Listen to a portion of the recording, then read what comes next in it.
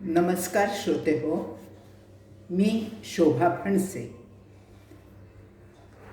एखाद्या वस्तुस्थितीकडे आपला पाहण्याचा दृष्टिकोन बदलला की तीच वस्तुस्थिती आपल्याला नव्याने जाणवू लागते, वेगळाच अनुभव देते.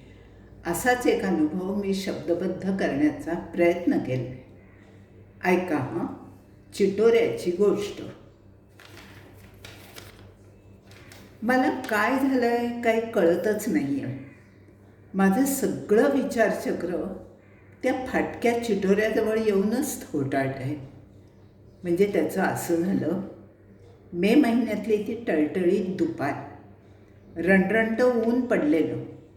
बसस्टॉपवर बसची वाट पाहत मी उभी होते आणि जवळच एक रद्दीवाला त्याच्या रद्दीचा गठ्ठा बांधत बसला होता.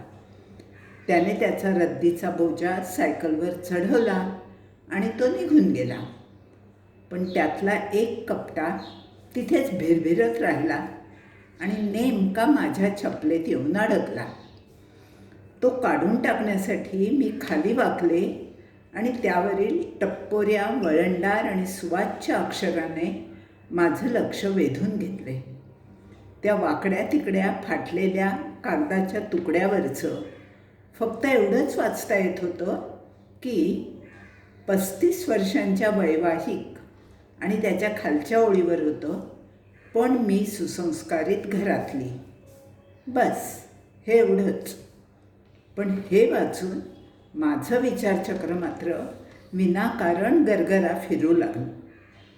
चिटोऱ्यावरच्या त्या अनोळखी, कधीही न पाहिलेल्या जोडप्याचं 35 वर्षांच्या वैवाहिक आयुष्याचं कल्पनाचित्र मी माझ्या बुद्धीनुसार रेखाटू लागले. मनात काय काय येऊ लागलं. वाटलं 35 वर्षांचा कालावधी खरं तर खूप मोठा आहे. त्यांचा प्रेमविवाह असेल का? नसेलही कदाचित, पण सहवासोत्तर प्रेम तरी असेलच, निदान असायला हवं. पण मग मी सुसंस्कारित घरातली असं का म्हणतायत काकू? त्यांना काही विरोधाभास सुचवायचा आहे का? काकू फसवल्या गेल्या असतील का? मी सुसंस्कारित घरातली असल्याने 35 वर्ष तुमच्याजवळ बिनबोभाटपणे राहिले असं म्हणायचं असेल का त्यांना? काय त्रास असेल काकूंना? काकांची नोकरीत घरसोड, की काकांचं कुठे काही अफेअर, लग्नाआधीपासून की लग्नानंतर नव्याने, त्यामुळे काकूंकडे दुर्लक्ष, 4 चौघात अपमान, हेटाळणी, अरेरावी, की याच्याही पुढची पायरी? बापरे, विचाराने सुद्धा अंगावर शहारा येतोय. की इतर काही नाद असतील काकांना, दारू, जुगार? त्या सुसंस्कारित घरातल्या असल्याने झाकली मूठ 1.25 लाखाची ठेवतील हे ओळखून केलेली गळचेपी असेल का? पण मग हे सर्व का सहन केलं असेल काकूनी? हां, खरं आहे की काळ थोडा जुना आहे, सामाजिक बंधनं असतील, शिवाय आप्तपरिचित कोणी मध्येही पडले नसतील. कोण वाईटपणा घेतोय? जो तो आपल्यापुरतंच पाहतो, नुसतं गुडी. बरं, मग काकूंना मुलं असतील का? ती आता कशी असतील? स्थिरस्थावर झाली असतील, की त्यांच्याही आयुष्याची अशीच काकूंसारखी फरफट?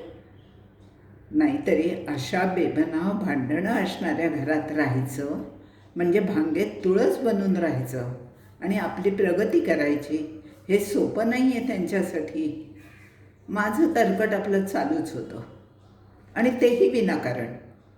पण काय करणार? तो चिटोरा माझा पिच्छा सोडतच नव्हता. उठता बसता नुसतं झपाटून टाकलं होतं त्याने.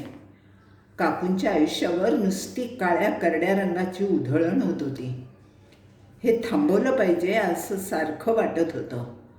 पण आजूबाजूला ऐकलेली, TV सिनेमांमधून पाहिलेली, कुठे कुठे वाचलेली आणि स्त्रीमुक्तीवाल्यांकडून ऐकलेली अनेक प्रकरणं, उदाहरणं ऐकून सारखे नकारात्मक विचारच पुढे येत होते. माझं मलाच आता अपराध्यासारखं वाटत होतं आणि अचानक एक विचार मनात विजेसारखा चमकून गेला. आणि काकू अगदी नवीन रूपात मला दिसू लागल्या. कदाचित काका काकू आता निवृत्त झाले असतील, मुलंही मार्गी लागली असतील आणि काकू आपल्या आयुष्याविषयी काही आत्मकथन करत असतील. लग्नापूर्वीच्या आयुष्याबद्दल बोलताना सुसंस्कारित घरातली असा संदर्भ आला असेल. आता मात्र मला खूप बरं वाटत होतं. आता माझ्या डोळ्यांसमोर वेगळ्याच काकू तरळत होत्या. 60-65च्या सुखी समाधानी काकू, आपल्या भरल्या संसाराकडे तृप्तपणे पाहणाऱ्या, निवांतपणे आपल्या आयुष्याचं सिंहावलोकन करणाऱ्या, ते शब्दबद्ध करणाऱ्या काकू. आता कसं बरं वाटत होतं. त्या चिटोऱ्यावरच्या शब्दांची अशी संगती लागली आणि माझ्याही मनातली तगमग शांत झाली आणि माझ्याही नकळत त्या चिटोऱ्यावरच्या काकूंना मी मनापासून शुभेच्छा दिल्या.